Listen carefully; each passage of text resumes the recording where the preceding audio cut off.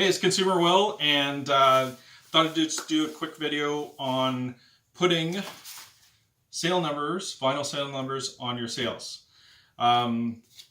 It's kind of like one of those things that if you don't do properly, you can actually ruin a full set of sales. And some of the sale makers put them on. Most, I would say, would just provide the numbers, and the reason for that is for that simple fact, because if they're in a rush or whatever and they put the numbers on wrong, then they're gonna have to build you a new set of sales, basically. So anyways, just thought I'd do a video just to show you guys how to do it, how I do it anyways, and we'll just go from there. So let's get right down to it.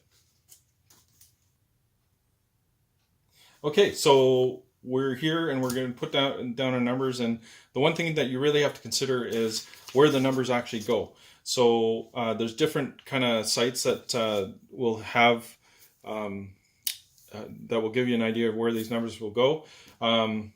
This for instance is to do with an IOM sale and placement and spacing in between the numbers and all that. So gives you an idea how to get them on.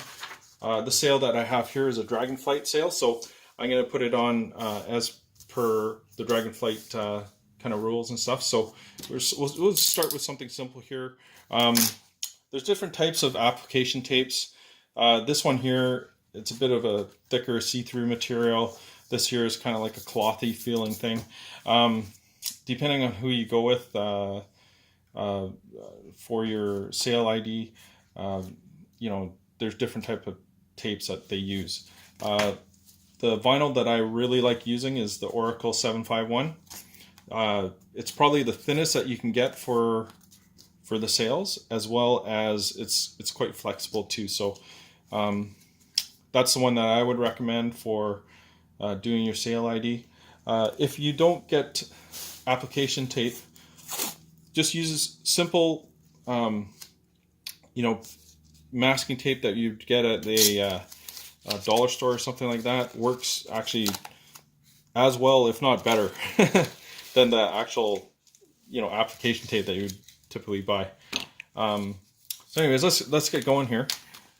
So I'll just start here. I usually like to do the starboard side first, and on my grid, so what I do is I lay the sail flat. Now it's really important that you make sure that your surface is clear. So just make sure that there's no bumps or anything like that on the surface, because what happens is if you put the numbers on top and you press it down, you're going to get that little bump in the sail too as well. So you have to make sure that it's clear in the sail as well as on top of the sail.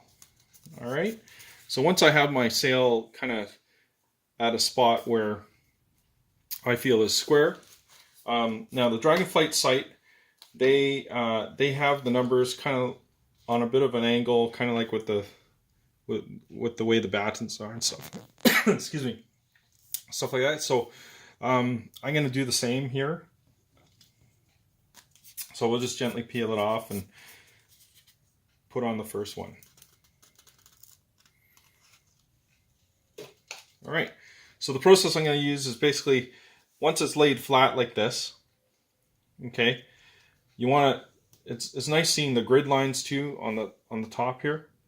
Okay, I like using two hands to put it on, and I'll just put it on a slight angle to do with the battens here, and then I just press it on top. Now comes the part that if you don't do it right, you can actually put a crease on the sail. So what I always do is I lay my hand flat on the side that I'm going to peel away from. So I start with the one corner here, and I just peel away, keeping everything nice and flat. Okay, and then if you do need to let go both hands and start again like this. And I like going at about a 45-degree angle, peeling away. Now the part here where it gets down to the end and you're about to pull this part here off, don't just yank at it, but just do your best to kind of keep that all flat, like that. Okay, and what I'll do is I'll show you what happens if you do it on piece. So we'll just get a piece of mylar.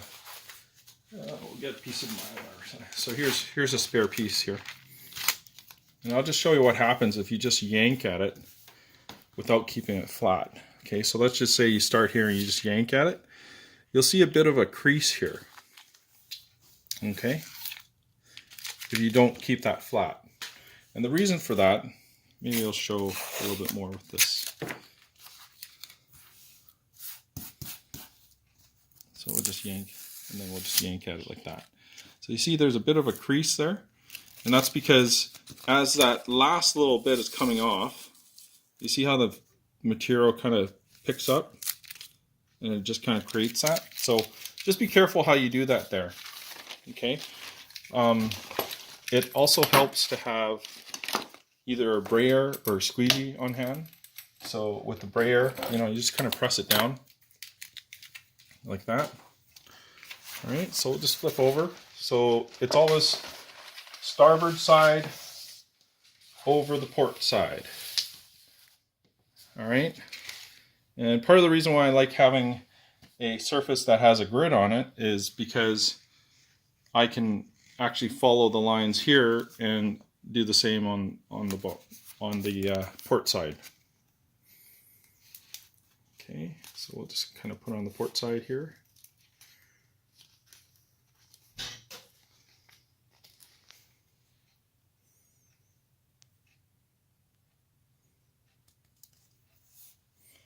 Yeah, take your time lining it up, and always keep two hands on it. You want to be in an area too that doesn't have, make sure there isn't a lot of wind and stuff, because what ends up happening is if you do run into that instance where the sail lifts up on you and you're just coming down on top of the material, and then all of a sudden that sticker sticks like this, the vinyl will stick, and it's really, really tricky and hard to get it off. So just kind of keep that in mind. All right, so let's get going on the numbers now. All right, so again, I'm using my grid to line things up. Put the top number down.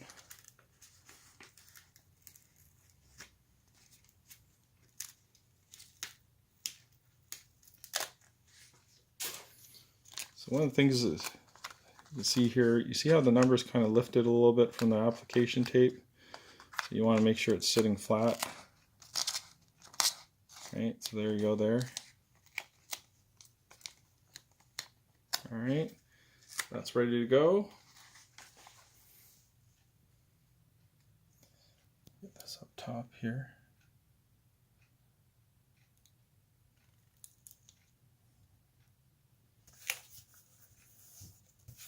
Alright.